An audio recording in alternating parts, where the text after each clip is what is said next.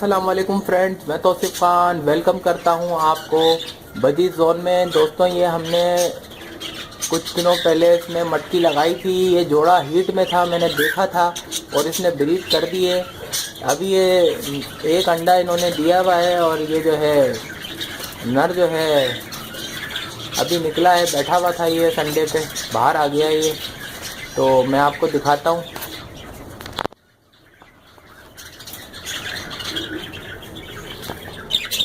ये देखिए, एक अंडा दिया हुआ है इन्होंने, अभी एक अंडा देकर आई है ये फीमेल, और जो है फीमेल ये बैठी हुई और नर गोरा।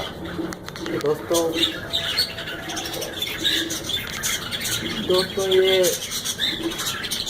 अब देखते हैं इसकी प्रोग्रेस। मैंने आपको दिखानी थी ये कि कितनी जल्दी हीट में आ गया और ब्रीड भी कर ली है इन्होंने। अब देखते हैं ये आगे कि ये अंडे फर्टाइल होते हैं या नहीं। फर्स्ट पहली ब्रीड में ऐसा होता है कि फर्टाइल नहीं होते अंडे, मगर हमें मटकी तो लगानी थी, इंशाल्लाह ताला हो जाएंगे।